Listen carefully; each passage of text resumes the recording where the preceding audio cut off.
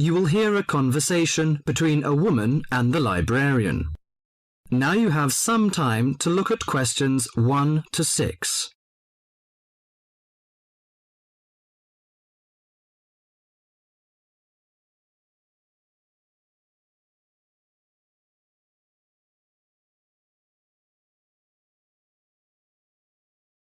Now listen to the talk and answer the questions 1 to 6. Good morning. Good morning. Can I help you? Yes, I'd like to join the library. We're new to the district, you see. Certainly.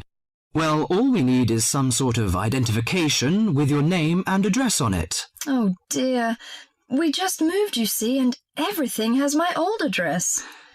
Driving license, perhaps? No, I don't drive. Your husband's would do. Yes, but his license will still have the old address on it. Perhaps you have a letter addressed to you at your new house. No, I'm afraid not. We've only been there a few days, you see, and no one's written to us yet. What about your bank book? That's just the same. Oh dear, and I did want to get some books out this weekend. We're going on holiday to relax after the move, you see, and I wanted to take something with me to read. Well, I'm sorry, but we can't possibly issue tickets without some form of identification. What about your passport? What? Oh, yes, how silly of me. I've just got a new one, and it does have our new address. I've just been to book our air ticket, so I have it on me. Well, that's all right. Your ticket will be ready soon. OK, how many books am I allowed to take out? You can take 4 books out at a time, and you can also get 2 tickets to take out 3 magazines or periodicals.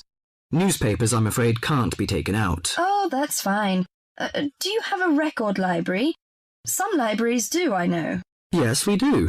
You have to pay a deposit of $5 in case you damage them, but that entitles you to take out 2 records at a time. That's good. Could you show me where your history and biography sections are, please? Yes, just over there to your right. If there's any particular book you want, you can look it up in the catalogue, which you'll find just around the corner. You can also find a touchscreen information service on level 2. Thank you. Oh, and how long am I allowed to keep the books for? Well, the normal loan period is 3 weeks, with 2 weeks extension. Oh dear. We're going away for 4 weeks. Can I renew them now? I'm afraid not. You must do that at the end of 3 weeks. I see. Thank you very much.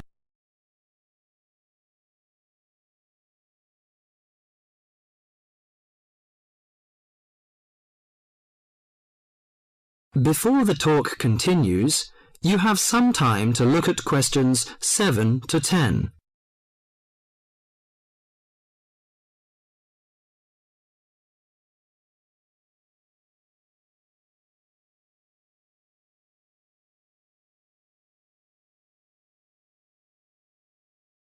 Now listen to the talk and answer the questions 7 to 10. Well, let's go into some details. Your name, please, madam? My name is Barbara. The surname is Cooper. It's spelt as Cooper. Fine. And what's your contact number? If we have new books coming, we can contact you in time. Good. You can call me on 723-6518, but it's better after 5 p.m. You know I have to work during the daytime. Do you need the office number? I don't think so. It's enough. Could you tell me the address? I lived in King Road, but of course you need my new address. It's 25 St. Mary Road, Hanwell. That's Hanwell. Is that right? Yes. Do you need the passport number? I just brought it with me. Here you are. Yes, thank you. The number of your passport is G5798-0942. OK, and your ticket is ready. The number is M930123. Thank you. Could I take a look around and check out some books? Of course, as you like.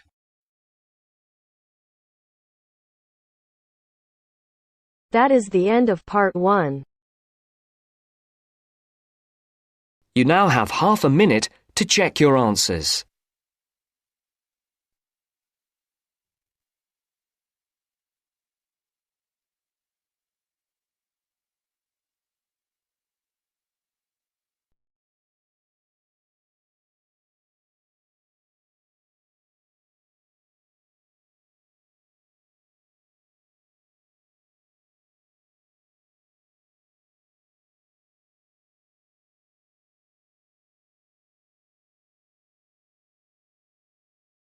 Now turns to part 2.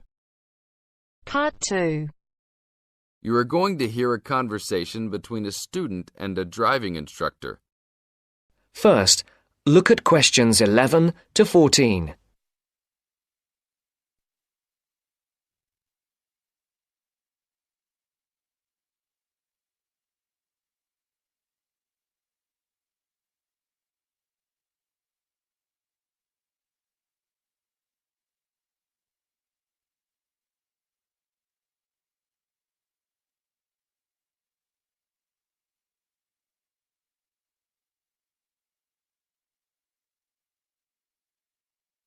Listen carefully.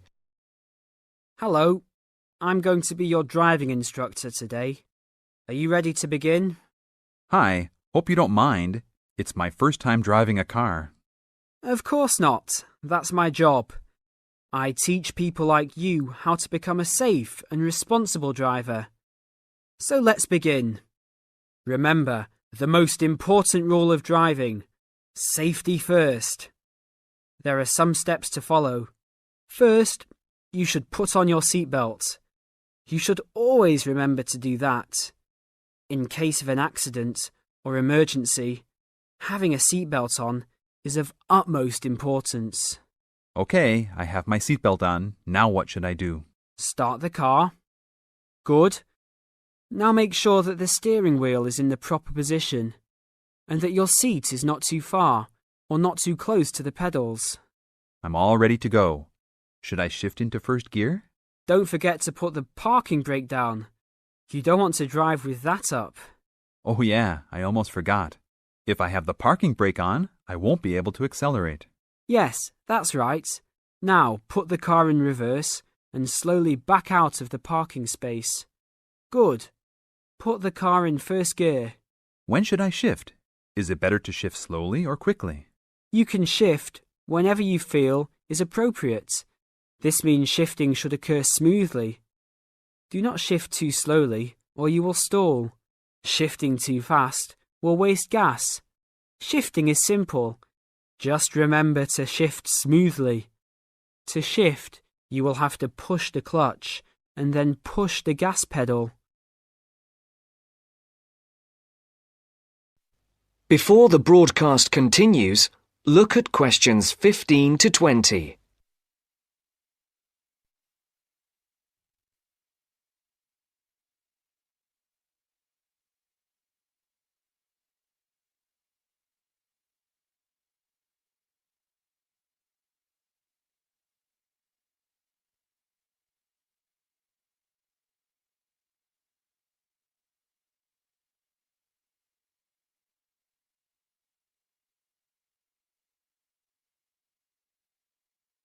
You will now listen to the second part of the talk. Remember, smoothly is the key to good shifting. Like this? Yes, that's good. Now keep it slow. Don't drive very fast just yet.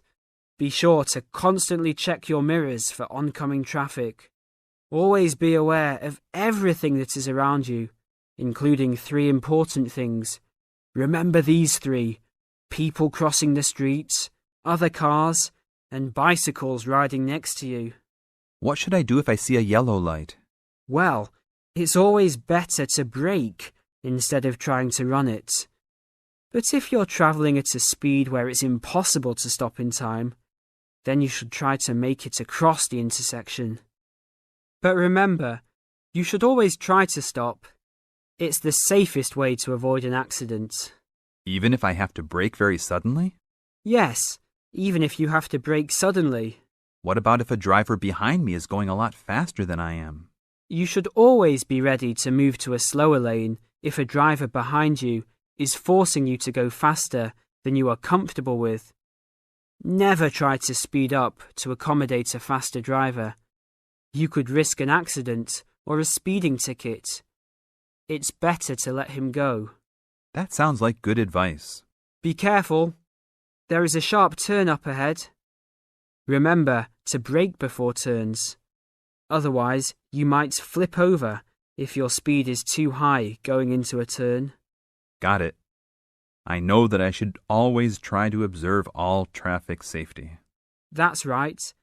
If safety is not your first priority, it will make driving very dangerous for you and other drivers on the road. Okay, park the car here. You did a great job today for your first day. I'll see you in 3 days. Thanks so much. I will see you then.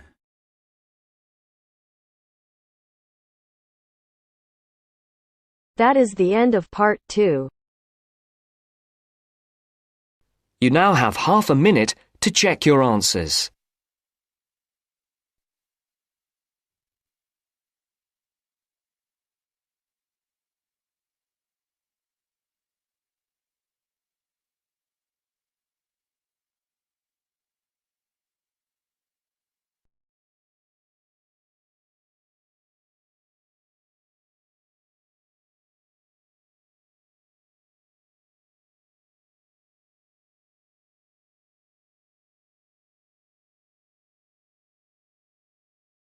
Now turns to part 3.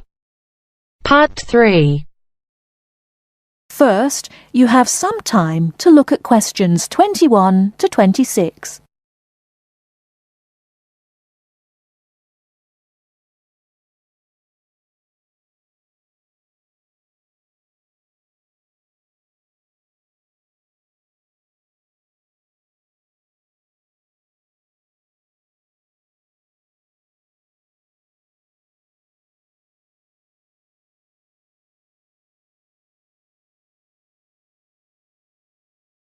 Now listen carefully and answer questions 21 to 26.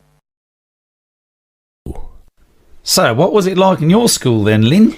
Well, South African schools are very different from schools in Australia. For a start, children don't start their schooling until they are 7, quite a bit later than schools in Australia. What about New Zealand, Gail? We're more like Australia. I can't believe children don't go to school until they are 7. When do the parents get any free time? Well, there's still the availability of kindergartens or play schools. It's just that formal education doesn't start until later. I don't think it's such a good idea for children to have to be too academic at such a young age. They should be able to just enjoy themselves. Well, yeah, but the first school children go to isn't really very academic. It's just an opportunity for children to learn a few basic social skills by playing and learning with other children. Yes, I'd agree with that. I guess being so close, Australian and New Zealand schools must be similar then. Well, I suppose they do share a lot of similarities, but there are also some differences. For example, children in New Zealand go through intermediate school, but in Australia there's only high school. That's right, isn't it, Pat? Yeah, I think so. What about South Africa, Lynn? Do you have an intermediate or high school? Oh, high school. And now the difference between Australian and New Zealand education is that although both countries have state schools and private schools, our private schools are very often run by religious groups, whereas New Zealand schools are secular. That's not true. There are quite a few religious schools in New Zealand. Oh, OK, maybe we are similar. Only a few South African schools have any religious connection, so I guess we're different. Most people go to state schools. Pat, is it true that some people from your country don't have to go to school at all? Well, that's partly true. Because of the geography of Australia, there are a lot of children who do not have access to schools, at least on a regular basis. Instead, they have a form of correspondence education, where the lessons are actually on the radio and the students send their work in by post. That way they get a lot of what they would if they were in the classroom, apart from the interaction.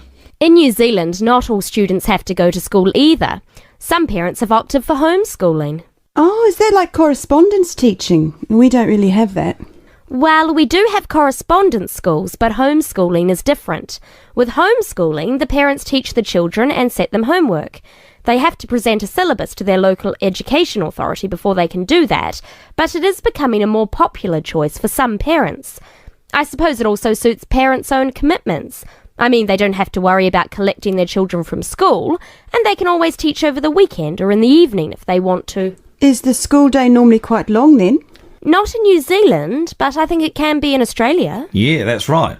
I think Australia is unusual in that there are extracurricular activities which you have to go to.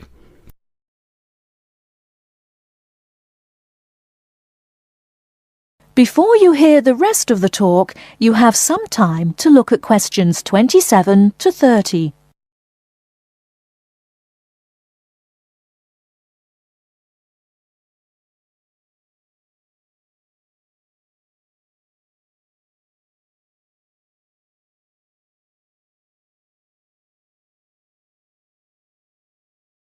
Now listen and answer questions 27 to 30. These are normally sport activities, but there are a few other options. We have activities after school for any student that is interested, but they aren't compulsory. What about in New Zealand, Gail? I had to do some sport every week. I didn't really like it, but it was part of the school day, so I guess that's not so bad. Anyway, I spent 2 years at boarding school, so things were a little different. Boarding school? What was that like? Well, the thing I remember most about it was the strict dress code. There were restrictions on everything. You had to wear a school uniform almost all of the time, and it had to be cleaned and ironed. The length of your skirt had to be no less than 1 inch above your knees when kneeling down. Sometimes we used to go out on school trips or just at weekends with a few friends, but whenever we were outside the school we had to wear a hat. There was one teacher who always used to give me extra homework because my socks weren't pulled up, and that was in the school late in the evening. I suppose it wasn't that bad, but at the time it felt like a prison. I kept getting into trouble for something. Most of the time I forgot something, normally my school badge. We had to wear that all the time, in the school and out, because it had our house colours on it. Wow, that doesn't sound like much fun. No, but it was a good education, I suppose.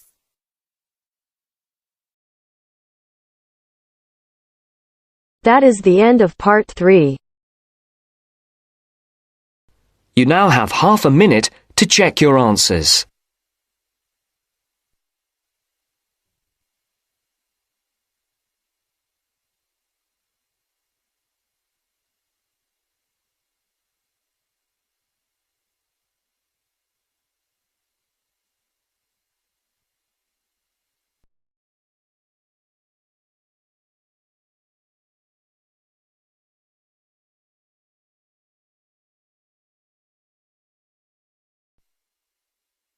Now turns to part 4. Part 4. You're going to listen to a talk about tea in the UK. First, you have some time to look at questions 31 to 40.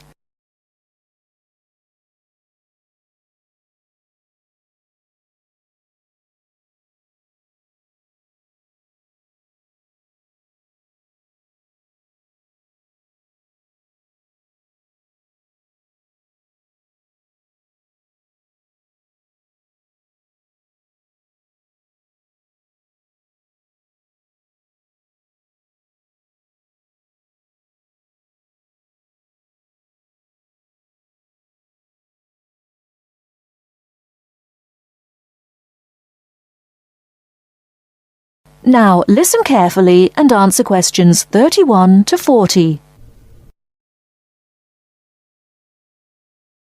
During the 1930s, there was a popular song which had the title "Everything Stops for Tea," and to millions of British people, a restful cuppa is still an ideal way to relax for a few minutes from the rigours of the day. The English custom of drinking tea has its roots in the 17th and 18th centuries. When first imported to Britain, the exotic cha, or cha, as the Chinese tea was variously called, was considered a man's drink to be enjoyed with colleagues at London coffee shops. These were popular meeting places for many walks of life: politicians, lawyers, poets, actors, and writers.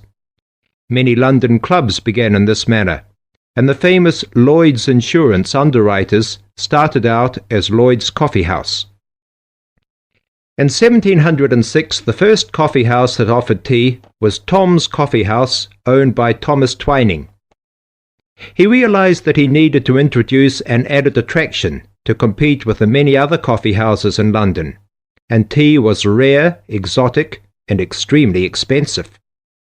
With these credentials, tea became an exclusive drink and enabled Twining to open a tea shop under the sign of the Golden Lion in the Strand. By the 18th century, the ladies of the more affluent classes were going China mad, using tea as an excuse for displaying their extravagant purchases of Chinese porcelain and Dresden tea sets. A comprehensive tea tray would consist of a teapot and stand, teacups and saucers, sugar bowl, milk jug, and basin for discarded tea and tea leaves. Tea was still expensive and kept in locked tea caddies. Skilled craftsmen fashioned caddies of carved inlaid woods fitted with crystal and precious metals.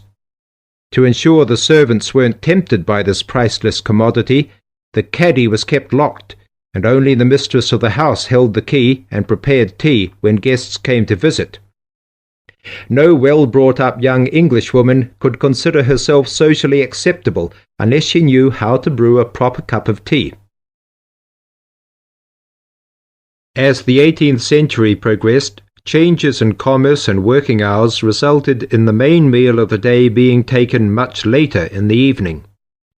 The prospect of lasting from breakfast until evening did not appeal to the Duchess of Bedford, who is usually credited with being the first to alleviate late afternoon hunger pangs by introducing a small 4 o'clock meal served with tea. With time, the light, wafer-thin toast or delicate white bread gave way to exotic fillings like tomato and egg, cucumber, chicken, or potted shrimps, followed by buttered scones, crumpets, or elegant pastries. The popularity of tea continued to spread, but it was not until 1839 that the first shipment of Assam Indian tea was landed in Britain. A healthy trade with India was soon established, and tea clippers, like the Cutty Sark, now a museum in a dry dock at Greenwich, were reaching the peak of their sailing days. In 1879, the first limited shipments of Ceylon tea began to arrive, and by 1880 this had been firmly established alongside Indian and China teas, giving the broad range of teas that are available today. There have been few changes in 3 centuries of tea trading. London is still the centre, and indeed Twining still has a shop on the site of the original Tom's Coffee House at 216 The Strand. The name Twining has been linked with tea for over 280 years. Indeed, it was Richard Twining, in his capacity as chairman of the dealers of tea, who in 1784 persuaded Prime Minister William Pitt to reduce the high tax on tea, making the beverage more accessible to the general public. That is the end of part 4. You now have half a minute to check your answers.